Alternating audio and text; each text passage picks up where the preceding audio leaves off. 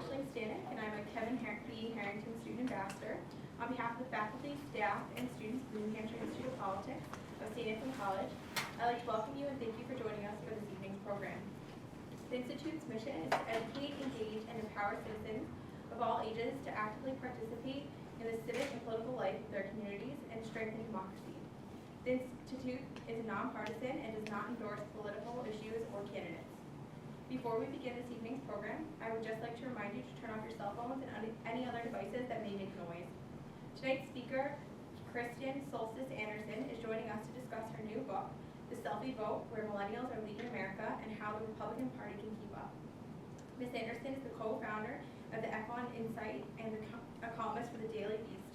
She previously served as the VP of the Winston Group, and during the fall of 2014, Ms. Anderson was a resident fellow at Harvard University's Institute of Politics. In 2013, she was named Time Magazine's 30 Under 30, Changing the World, Marie Claire's New Guard of 50 Rising Female Leaders, one of the Campaign and Elections The Influential 50, as one of the campaign's distributors to watch, and as one of the National Journal Magazine's 25 Most Influential Women Under 35 in Washington. Following Anderson's remarks, we will have a brief question and answer period. Please wait for the microphone to reach you before beginning your questions. As a frequent guest on NBC, CNN, ABC, Fox News, and HBO, please join me in welcoming Ms. Kristen Soltis Anderson, author of The Selfie Vote, Where Millennials Are Leading America and How Republicans Can Keep Up.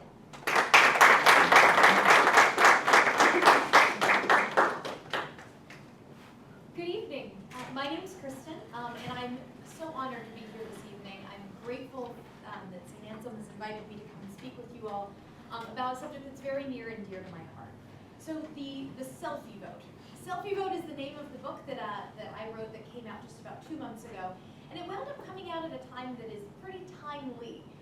The Selfie Vote is not just about voters in the United States, it seems, but in Israel this past year, during the elections there, the lines at the voting booths were significantly longer than usual, and reporters noted it was because people were taking selfies inside the voting booth. Just 3 days before my book came out, the New York Times declared this election to be the selfie election. And then just a few days ago, the Canadian Broadcasting Company declared that in Canada, their elections that are coming up on October 19th are also the selfie election in Canada. So we are at a moment where the selfie vote really does matter, and people are beginning to pay attention. So who is the selfie vote? Well, nowadays, the reason why selfies make it for an interesting metaphor for talking about young voters is because it's actually not just young voters who are out there taking selfies with candidates on the campaign trail.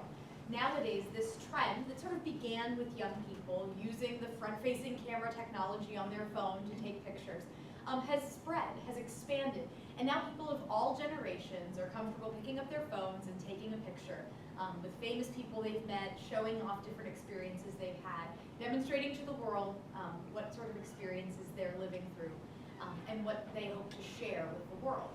Young people are where you can look to see a lot of trends that are heading in a particular direction and see where the country is going. And so that's why I really feel that the selfie is a kind of an apt metaphor for describing why young voters are actually so important in politics today. So the millennial generation, those born between roughly the years 1980 and 1999, are about 75 million voters in the or about 75 million people in the United States. This number is, of course, growing because there are still folks in the millennial generation who are coming of age and entering the eligibility to register to vote. But in the last presidential election, we had over 23 million votes that were cast by people under the age of 30 who were part of the millennial generation. So the political impact of this generation is absolutely enormous. It's not just the political impact that's enormous. You have corporate America, you have nonprofits, you have employers. Everyone is trying to crack the code on what this generation is about. What are their values, what are their preferences, and what does that say about where America is headed? So I want to tell you a little bit about my story and why I think that the youth vote is so important. I began in high school as a member of the Cypress Creek High School debate team, very interested in politics around the time of the 2000 election. And while I was in high school, it was kind of weird that I was into politics. I had a lot of friends that thought it was bizarre that I was the kid that was really into this stuff. And when I went to college, kind of the same dynamic. In the 2004 election, I was the one glued to TV on the night that the election returns came in, while the rest of my friends wondered why I was staying up so late watching CNN. But around the time of the 2008 election, I noticed something had changed. I moved to Washington, D.C., I was working in politics, and no longer did my friends think that it was weird that I was working in politics. In fact, it seemed totally normal to them. They had begun to get energized about the political process by this man named Barack Obama.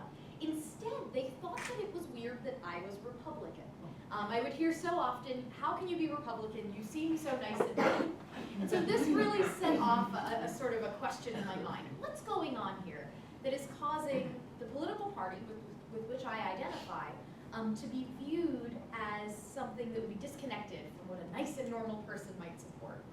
So I was in graduate school and I was doing my master's thesis, and I focused on the question of where did all the young Republicans go? You see, in the year 2003, I believe, the New York Times Magazine did an article called The Young Republicans about how it was cool to be Republican on college campuses during the early years of the Bush administration. Of course, that now seems almost laughable. The idea that it's cool to be a conservative on a college campus is pretty disconnected from what a lot of students are experiencing. I wanted to know what was going on, what was driving that trend. Now, I was beginning my work in political consulting, and what I would hear from a lot of my fellow consultants was that one, young voters don't vote that much, they don't matter, who cares? And two, that young voters are always more liberal anyways. It doesn't matter if Republicans lose them, because they don't turn out, and besides, they'll become conservatives when they get older, when they start paying taxes and they get jobs and they have kids and they buy homes. Surely one day they will wind up being Republican. And I found out that both of those things were completely false. The research actually tells a very, very different story about why young voters matter, not just for winning elections today, but for winning elections in the future. So first of all, young voters constitute, again, millions of voters in the United States, and particularly in swing states like here in New Hampshire, where just a handful of votes can really sway the results of either a primary or a general election. Winning over young voters is very important, particularly because they're voters that don't necessarily have an extensive track record of casting a ballot for one party or another, or one candidate or another. But there's also the fact that young voters are going to be voting for an awful long time. Voting is a habit-forming behavior.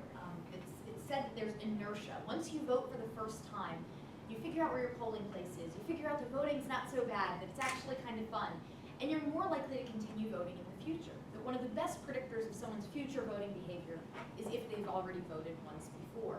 So when Barack Obama energized a whole new generation of people to register to vote and become engaged in the process in 2008, some Republicans said, well, you know what, but those young voters, they're all going to stay home. They're not going to come out again in 2012 because they're all disillusioned. And as it turned out, young voters went from 18% of the electorate in 2008 to 19% of the electorate in 2012. Voting is habit forming. It's a little bit addicting. And this generation is a generation that has been brought into the process and is engaged. But winning over young voters isn't just about winning in, say, the 2016 election. Consider this. Someone who turns 18 on the eve of the upcoming presidential election, based on average life expectancy, will continue voting until the presidential election of 2076. That's an awful lot of votes. And the reason why both parties should be fighting so hard for this generation is the way that people think about politics and the political parties when they first come of age really echoes throughout the rest of a voter's political life.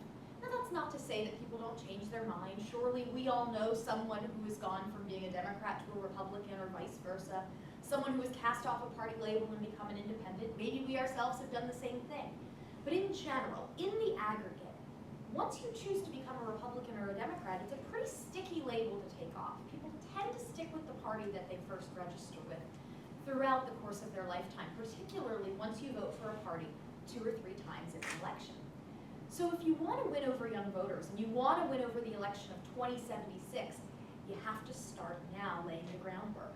Gallup has done some interesting studies over the last few decades where they look at people's political partisanship and they measure how it has moved over time. And sure enough, people who came of age during the Kennedy era are to this day more likely to be Democratic. People who came of age during the Reagan era are to this day more likely to be Republican. So in the same way that a company like, say, McDonald's tries to win over young consumers with Happy Meals, so that as they get older, they'll continue to see those golden arches and have those fond memories and go back to that brand that they're comfortable with. So too should political parties be thinking about how to win over young voters, not just for elections today, but for elections tomorrow. But then specifically for Republicans, the challenge that they're facing is this misconception that when you're young, you're always more liberal, and that surely, naturally, they'll evolve and become conservatives when they get older. It's just not the case. And not only because of the stickiness of the labels that I discussed before, but also because when you take a look at how young people sort of are thinking about the different parties, the brand of the Republican Party right now is in really, really bad shape with my generation. And when you think about the types of voters that Republicans tend to do well with, tend to do really well with white voters, tend to do pretty well with voters living in rural areas. Republicans tend to do pretty well with voters who own homes or voters who go to church every Sunday. Republicans tend to do pretty well with voters who are married. What are all of the different factors, though, that are trending away when it comes to this generation? They're less likely to go to church every Sunday. They're less likely to get married. They're less likely to be white. This is an amazingly diverse generation. All of these different demographic factors that typically make one more likely to vote Republican not only are things that are less present in the millennial generation, they're less likely to be present in the future. So therefore, in order for Republicans to win over the next generation, what can they do? What do they need to know about how this generation thinks about politics and policy? When I went to write the book, I didn't just want to study polls that showed how young people think about tax cuts, tax credits, and the national debt. What I wanted to do was draw connections between consumer behavior, lifestyle choices, and values, and how that informs the way that young people might think about their politics. To sort of take a portrait, or perhaps a selfie, of this generation, of my generation, and how they think about politics through the lens of the lifestyle choices they're making. Whether it comes to things like whether and how they decide to celebrate a religion, when it comes to how they decide to establish and define a family, when it comes to how they decide to set up a home, decide to buy a car, structure their education and their careers. I think looking at all of these trends can give us clues about where the future of politics is going and what the Republican Party in particular might be able to do to win this generation back. So bear in mind, Republicans have not always lost the youth vote. In the 2000 election, when George W. Bush ran against Al Gore, if you looked at the exit polls coming out of that election, there was almost no difference between how young voters and senior citizens voted. Al Gore wound up winning both of those demographic groups by about 2 to 3 points. Can you imagine that? Nowadays, when we look at the exit polls, we see enormous gulfs between how millennials and their grandparents vote. Huge gaps in terms of the generations that just didn't exist as recently as 15 years ago. Ronald Reagan won the youth vote by 19 points when he ran for re-election. The very first election where 18-year-olds were allowed to cast votes, they actually broke very slightly for Richard Nixon. So it's not the case that Republicans have never had a shot with the youth vote, but it is the case that we are living in historic times. When Barack Obama won the youth vote by a 2-to-1 margin in the 2008 election, this was not the norm. It was not normally the case that Democrats win young voters by such big margins. And when he won them again by 23 points in the year 2012, it was the second highest margin that any candidate had ever won young voters by. So the challenge facing Republicans is enormous. It's enormous and it's overwhelming, and it's not just about President Obama. When I was doing my research for the book, I was digging into exit polls for midterms as well. And I found that in the 2006 midterm, young voters broke for the Democratic Party more than any age group in any midterm had broken over the last few decades. That the breakup between my generation and the GOP was not just about Obama, but was about something deeper and was about something that would last longer, perhaps beyond the Obama presidency, if Republicans didn't take action. So what to do? If you're a Republican, how do you win young voters? If you're a Democrat, how do you win young voters? Because bear in mind, while young voters were trending very heavily Democratic in the 2008 election, nowadays it's most likely that a new young voter showing up to register will register as an independent. This is a generation that has sort of let go of labels, decided that they don't necessarily want one party or the other to dictate the way they view politics and policy. For too long, Democrats have perhaps taken young voters for granted, while Republicans have written them off entirely. And so in writing the Selfie Vote, I hope to give candidates and campaigns, as well as companies, anybody interested in understanding my generation, help them figure out how to connect with them and how to get them to turn out to vote. So first I want to talk a little bit about tactics, about how you reach people in the first place. It's a lot about just showing up. Too often Republicans haven't shown up to reach my generation. Republicans are very used to running campaigns where you put a lot of money into ads on broadcast television, where you do a lot of get out the vote robocalls to landline telephones. How many of you here have a landline telephone? I was going to say, if any of you put your hand up, I would apologize. Being in the state of New Hampshire, I'm sure that phone just rings off the hook constantly, because pollsters like me are trying to find out your opinions desperately so that we can use them in our opinion polls. The traditional ways of reaching people, whether it's landline telephones, broadcast TV, mail, it's harder and harder to reach young people these days through those means. So where do you go? You go online, in particular to things like social media. In 2006, we had the YouTube election. Many of you may not remember, but in 2006, there was a candidate in Virginia named George Allen who was running for U.S. Senate. He was considered a potential frontrunner for the Republican nomination for president in 2008. And yet in one of the first incidents of a campaign tracker catching a candidate on the road saying something that they probably shouldn't, George Allen became the campaign's first big YouTube moment, a moment that would sink his campaign for saying something that was considered fairly racist to a tracker. His Senate campaign was sunk, and he was out of contention for the 2008 Republican primary race. But in 2008, we had the Facebook election. This was where President Obama was first able to leverage the power of this, at that time, I think only 4-year-old social network to really connect with young people, particularly in early states, to get them energized, to get them excited, and to put him over the top in that Democratic primary. In 2008, we had the Twitter election.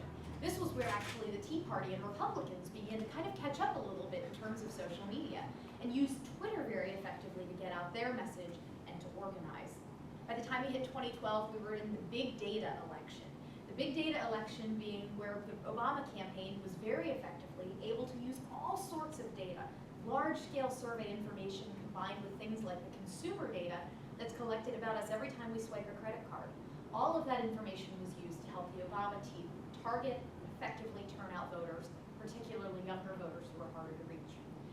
So what's next? What's this next election going to be? I firmly believe that the next election is going to be all about mobile video, all about visual storytelling, the way, not just that we use text, but the way that we use images through things like Instagram and Pinterest, and the way we use video through apps like Snapchat and Vine. These are the things that are going to be used to reach out to the next generation. Now, how many of you here have ever used Snapchat? See, so a lot of hands here. This is excellent. A lot of times when I ask that question, I get some blank stares. So I confess, Snapchat was something that I didn't initially know that much about. A few years ago, I thought that it was just an app people used to send each other pictures that they probably shouldn't be sending. And was very excited upon going home to visit my 2 younger sisters in preparation for my youngest sister's wedding, that they were on Snapchat and were just using it to send each other pictures of what they had for brunch, and here's a silly thing my cat is doing. So I got on Snapchat and have very quickly discovered that it's not just, again, what people who don't know what Snapchat is think Snapchat is. During the first presidential debate in Cleveland, I was lucky enough to be attending and was sitting 2 rows in front of a gentleman who worked for Snapchat. He asked me to turn around and just give an 8 to 10 second description of what I thought I had heard, and that it would go into something called the Snapchat national story about the debate. And I was pretty excited about this. I knew this was a big deal, but I typically go on TV shows like Real Time with Bill Maher, where there's a built-in audience, you know what the ratings are, you know that there are lots of people watching it. And so it was to my great surprise and delight that I discovered that being a part of the Snapchat national story meant I had more people that I knew from high school and college sending me notes saying, I swear I saw you in the Snapchat national story about the debate than any other TV thing I had done. Candidates who don't understand the power of some of these new tools and who just dismiss them as kind of silly and frivolous and things people use to send each other pictures of their breakfasts, you're missing the real power of what social media can do. Every poll that I've seen over the last few years shows that people are very distrustful of politicians. They're very distrustful of a lot of things. Media, organized religion, big business, big government. They're really, really distrustful of our nation's leaders. And so in order to develop trust, you have to develop a one-on-one relationship. You've started to see a lot of corporate brands using social media to try to build these trust relationships. whether it's an airline that tries to tweet at you when you've tweeted something angrily from the airport about the flight delay you're experiencing. Brands such as, for instance, Taco Bell, one of the first corporate brands to ever use Snapchat, that began by just posting a simple snap saying, "Hello, friend," with a picture of a taco. Very simple.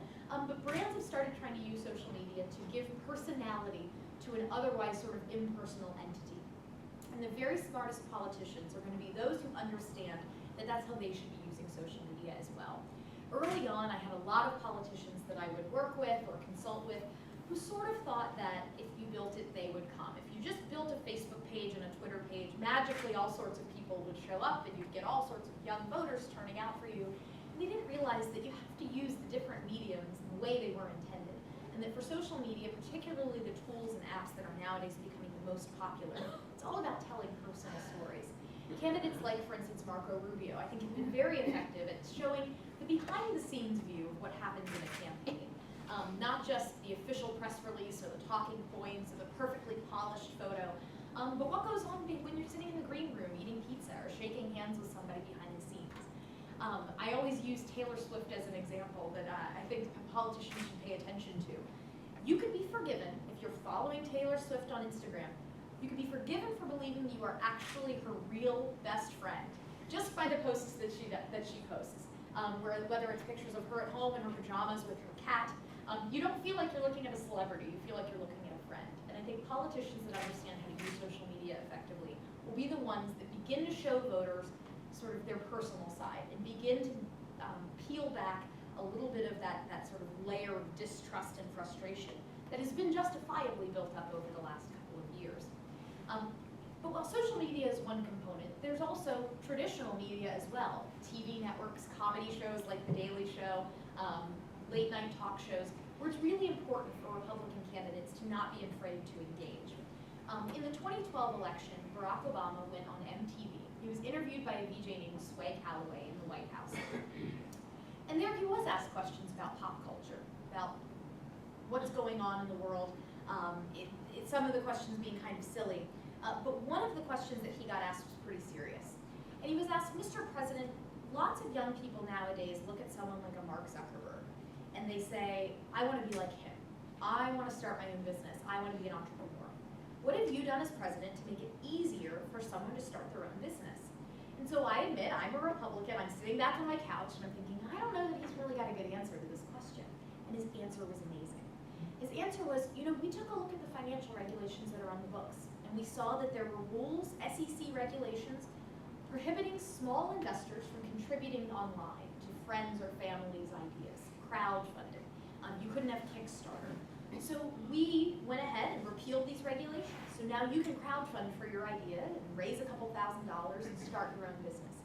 Here was a really concrete and tangible example of how a bill that the president had signed was making it possible for people in my generation to achieve their dreams. Now what's crazy is that this was actually a Republican bill. It was called the Jobs Act. It passed out of the House with actually more Republican votes than Democratic votes. But Republicans never showed up. They never told this story to young voters. And so they wound up losing the youth vote in that election by 23 points. And so as I encourage Republicans, or really anyone who wants to reach young people, to focus effectively on social media and on doing a good job of storytelling, there's also the truth that you have to have a good story to tell. You have to have ideas and policy to back up what it is you're saying. You can't just be nice and friendly, take pictures with lots of cats and think that you're going to win a lot of votes. You have to have ideas that resonate with people. You have to have some substance in order to really get the emotional resonance you're looking for. So what is it that young voters want then? Well, the conventional wisdom is that young voters tend to be socially liberal but fiscally conservative, kind of suggesting that a more libertarian message would win out. And there's some truth to this. It's certainly the case that on issues like LGBT rights, young voters are absolutely in favor, and there is a big generation gap on the issue. There's a big gap between where my generation is and sort of where most typical Republican politicians tend to fall. But there are other issues when people say the social issues. They get kind of thrown into this bucket where the polling doesn't actually show there's as big a generation gap, or that the generation gap looks a little different than you might expect. Take, for instance, the issue of abortion, pro-life or pro-choice.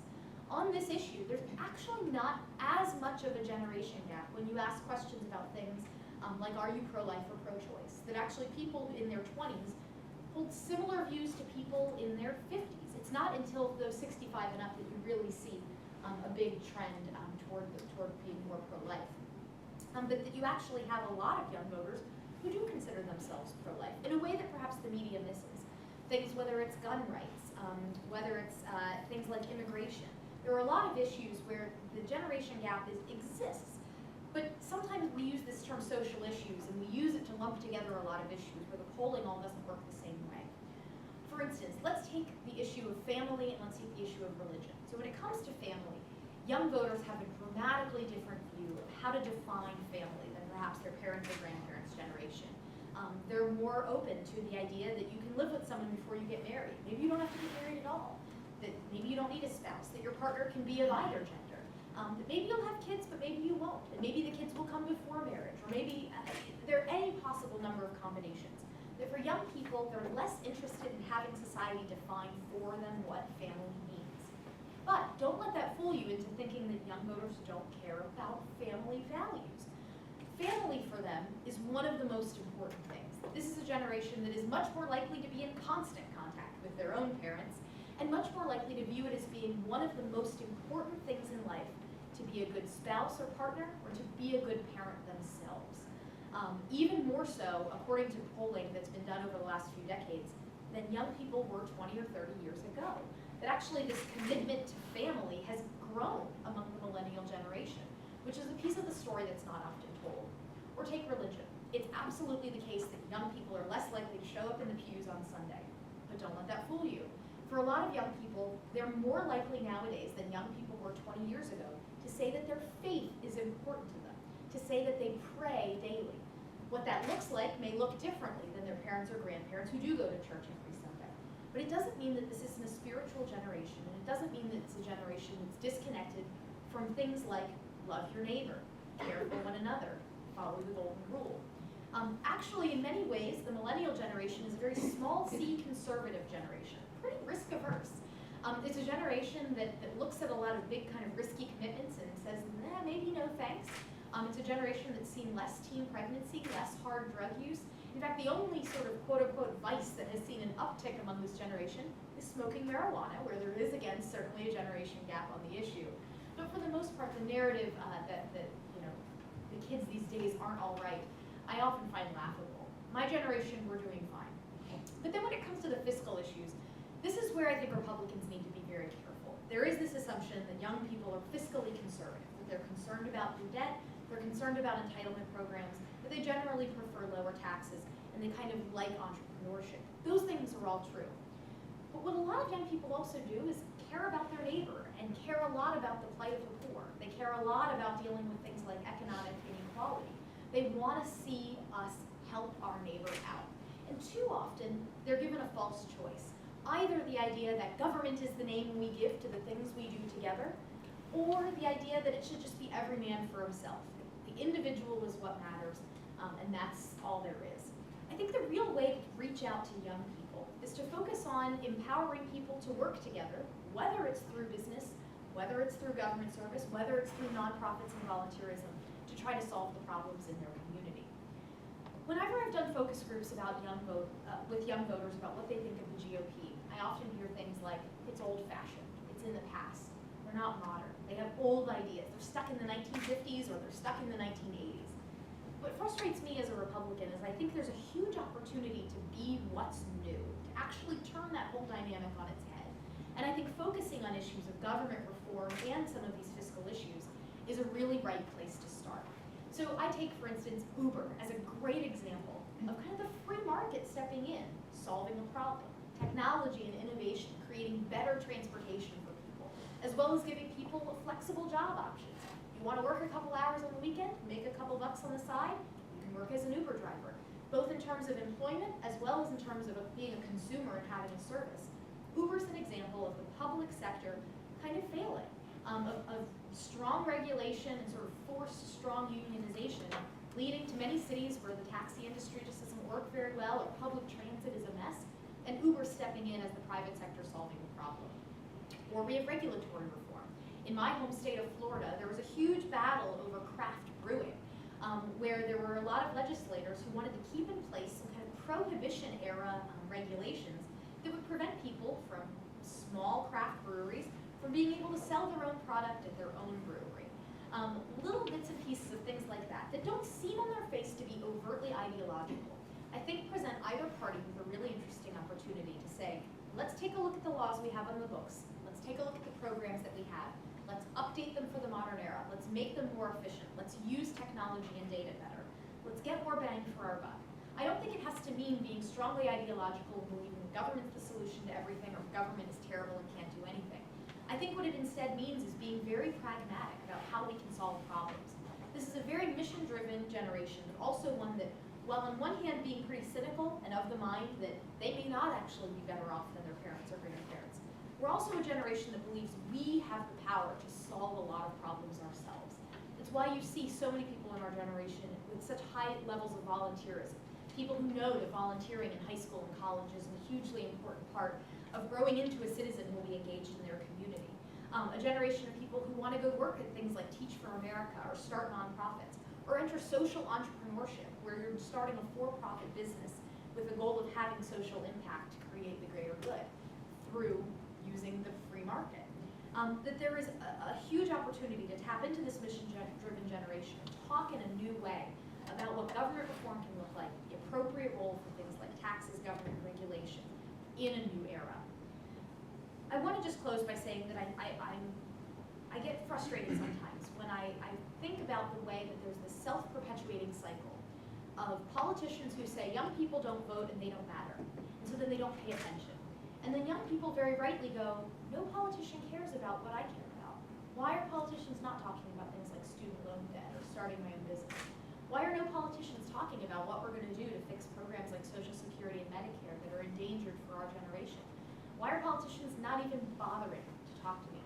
And so then young people tune out, and they leave the process. And then it leads to those very same politicians going, well, you know what?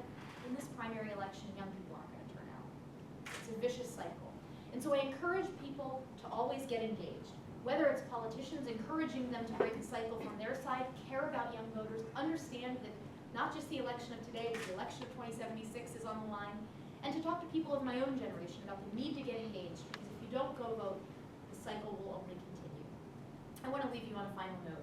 The research that I conducted for the College Republican National Committee about young voters a few years ago was one of the big studies where we tried to figure out how do we repair the damage between the GOP and my generation.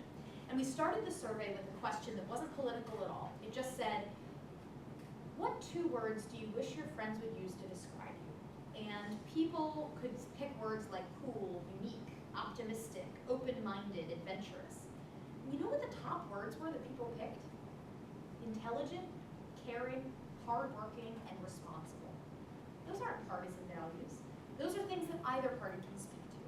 And I really think that it's important, particularly for Republicans who've struggled to connect with my generation, to tap into those values, intelligent, caring, hardworking, responsible, to create a message that resonates with that, instead of just assuming that young people are all selfish, or all silly, or all they care about is themselves, and realize that they're interested in sharing their gifts and talents with the world.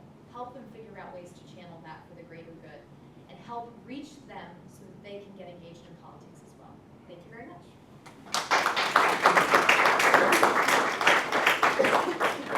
So with that, I'd love to take any questions. So I'm a sophomore here. My name's Claire and I'm from Massachusetts. Recently, I'm taking a class right now called the New Hampshire Primary. And as part of that class, we're following candidates of both sides of the aisle and attending their events. So about a month ago, I saw Hillary Clinton, and she, in the beginning of her event, she played her Spotify playlist. And then about a week ago, I saw a Jeb Bush event, so a town hall. And he played kind of a mix of oldies and like modern country, like Zach Brown band. So I guess my question is, how do you think the current candidates are doing with relating to young people? I think it's interesting because I think on the Democratic, I think the incentives are different for both parties. Mm-hmm. So on the Democratic side, the incentives are a little stronger to try to reach out to young people because they understand that young people comprise a slightly larger piece of the pie there. And I think Hillary Clinton in particular is trying to, as best as she can, reassemble the Obama coalition, which as I mentioned is so enormously dependent upon young people. the voting age been 30 in this last presidential election, we'd have a president Mitt Romney right now. It's young people who deliver the election to Obama. So it makes sense to me that Hillary Clinton would be trying to reach out to young voters. I don't know that she's completely succeeded yet. I think in part because there's this question about authenticity. That so many people are really looking for candidates who are very authentic. They are who they say they are. I think actually Bernie Sanders is a great example of someone who does very well at this. Bernie Sanders is not the coolest guy in school. I don't know that his Spotify playlist would, be like one that I would listen. Maybe it would be. I don't know. But when Bernie Sanders talks, and again, I'm a Republican. He's not really my flavor politically. But when he talks, do you doubt for 1 second that Bernie Sanders believes every word that he's saying? That he is who he says he is? And I think people are really hungry for that. And I think that's why you see candidates like a Bernie Sanders doing so well with young people. I don't know that it's that he has a specific youth vote outreach strategy. It's just that he is who he says he is, and that is so compelling and refreshing these days. On the Republican side, it's a challenge right now because young voters, if they don't turn out in higher numbers, will only be about 10 to 15% at most of the primary vote. And so for a lot of candidates, while I would suggest that's a huge section of the electorate, and you have 14, 15 people running, every vote's going to count. You need to don't leave any votes on the table. But a lot of Republicans right now, I think, are struggling to figure out, how do I even reach young voters? I've got a million things I've got to try to figure out, and it becomes a lower priority, which disappoints me. I do think of the candidates that Marco Rubio is probably the one at the moment who is doing the most to reach young people. He did a Q&A with Skim the other day. He's got a really great Snapchat account. His campaign message as well is very explicitly generational.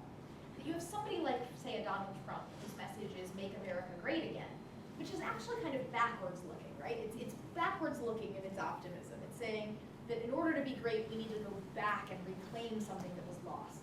Marco Rubio's message is a new American century. He's very clear in his speeches that he's about what's new and what's different, and he's going to look forward and apply his principles to modern problems. And I think that's pretty refreshing. It remains to be seen, though, how any of these candidates, if and how they will make young voters a priority, and if it will, unfortunately, wait until the general, for whomever the nominee is, to really decide to make this a piece of their strategy or not. Hi, thank you for coming. My name is Joe Alexander. I'm the chairman of the College Republicans here on campus. I was just wondering, working with the college Democrats and everything, I found that with my tweeting and my social messaging, I found that more positive messages appeal to the younger voters a lot more. Can you speak to that? You're absolutely right. That there's such a frustration with the negativity. And this is also what I think catches a lot of political consultants off guard about young people. They're so used to being able to cut the exact same black and white, dark and spooky music, did you know that so-and-so voted to raise taxes 800 times kind of ad. And we've seen it, been there, done that. That's not the stuff that I think really moves voters as much. And or particularly younger voters. I think we are just ready to kind of tune that out. And so I think because we're sort of a less ideological generation, we're just looking for people to solve problems. That means we're looking for that positive message. So I think you're absolutely right. The challenge is that the sort of negative stuff that gets people really fired up, sometimes that creates the most noise. And noise can then suddenly start driving strategic decisions, and candidates start following the noise because they don't want to miss the vote. But I would encourage anyone who wants to win over young voters to realize you've got to have a message about what you're going to be for and what makes you a good and special and qualified person. Because if you just beat up on the other guy or gal, you're going to stay home. Hi, I'm Peter LeBombard. I work here at the college. Thank you for being here. It's wonderful. I have 3 millennials myself, 21, 21, 23. They're all very interested in politics and very young. But they and all of their friends that I remember and have talked to were, that's a great things like LGBT, like marriage equality, like women's reproductive freedom, are just such a given to them that it's why you guys still even fighting about it. So how does the Republican Party then come up with 14 candidates who are absolutely across the board the same on all those issues, and frankly all the same on most every issue? So I'll disagree with you that they're all the same on those issues. So take, for instance, when the Supreme Court ruling came out about gay marriage. All of the candidates generally believe in the traditional definition of marriage. But the press releases they all put out in response were very different in sort of tone and approach. So you had some, Ted Cruz, Mike Huckabee, Bobby Jindal, who sort of took the view, we should be defying the Supreme Court, this isn't the will of the people, really sort of harsh rhetoric. On the other hand, I think it was Jeb Bush who said, look, I believe marriage is between a man and a woman, but you know what? The ruling has happened, let's all love our neighbor, let's move forward and be tolerant of one another, and kind of left it at that. And was really not interested in, using this to fire up the base and fundraise or anything. And I think that's, I actually, while I am personally a big supporter of LGBT rights and marriage equality, I don't know that I want a politician to change their personal views just for political gain. So I almost respect a little more someone who says, like, look, my views are my views, but let's move forward and let's be tolerant together. And I thought that was a step in the right direction. That short of having a candidate who is more willing to openly embrace something like marriage equality, having someone who says, like, look, I may not be there, but I'm not going to change my views just to pander. I'm just going to say, let's agree to disagree and not try to create a divisive fight out of it. I thought that was a pretty good response. What do you think the paid media avenues are? Because I find that, the old days are you put 30-second ads on, put it in the New Hampshire market, say, if you're running for Congress in New Hampshire. And now, this generation, looking at a lot of people, they're getting their news from national sources on the internet. They're not tuning in locally at all. So how do you, if you're a candidate, how do you find those paid media avenues where you're going to get your message out, other than through Twitter or Snapchat or something like that, where you're trying to really target this audience and you don't really even know where they're tuning in? So this is a huge part of what I write about in the Selfie Vote, is how you can more effectively target people. And I think a big piece of it is giving your digital team a seat at the senior staff table. So in the Obama campaign in 2012, my co-founder of my company, his name's Patrick, he wrote a report called Inside the Cave, which basically looked at all of the FEC data, all of the information you can piece together about what the Obama 2012 operation looked like. And what he found was there were hundreds of digital and data staffers working at their headquarters in Chicago. And there was not one, but two senior staff seats at the table for people in data and digital. For a lot of Republican campaigns, unfortunately, data and digital are a bit of an afterthought. You have your senior strategist who's the guru, who's been running this sort of thing for decades, and you hire a digital firm to do some ads, but it's not considered at the same level as maybe the person who does the TV ads. And I think that has to be a culture change. That actually, when I interviewed a whole bunch of different digital strategists for the book, many of them said, look, Republicans have the same capabilities of being smart about their Google advertising, putting good ads up on Hulu, and we have the ability to do all that stuff. It's a culture change on our side of the aisle to give this stuff more of a priority. So I think whether it's trying to figure out what are the right websites to buy on, how can you use data to more effectively track people, how can you find people who might be persuadable, who you can activate, because of the enormous amount of data that's out there, you can do that in really sophisticated ways now. And I think it doesn't just mean online, by the way. TV, for all that young people are not necessarily like, they're cutting the cable, they're just watching Hulu and Netflix. There are still ways to sort of get your message in there. Things like live TV events, sporting events are still something people of all generations will watch live on television. And also, you can do these TV advertising buys that are much more focused on buying cable programs at weird hours because you know that it's where your swing voter will be. And this is actually something that Republicans are doing a little bit. There are firms on the Republican side of the aisle focused on doing this. So I think it's smarter TV targeting, and I think it's greater emphasis on digital that's going to have to be the solution here. But it's also going to involve, by the way, Republicans figuring out how to be smarter with their ground game. So Republicans are very good about reaching voters in rural areas, very good at that. And part of that involves just blasting the radio and TV airwaves with ads. where Democrats tend to have voters that live in denser areas. So they're much better when it comes to the knocking on doors and getting your neighbor out to vote type stuff. But younger voters are flocking to denser and denser areas. It doesn't necessarily mean center cities. Everybody's not moving to New York and Chicago. But in terms of, even in suburbs, moving to areas that are a little bit more walkable. I always surprise people when I tell them about this data point that I found when I was writing the book, that nowadays you have this enormous decline in people who have their driver's license at the age of 18. When I turned 16, which was the age when you can get your driver's license in Florida, the day I turned 16, I wanted that license so that I could drive. But that's just not the case anymore. That now, people are trending into living in these denser areas, and so Republicans will have to figure out how do you win in either cities or dense suburbs in ways that they haven't before, because that's the trend of where these voters are moving.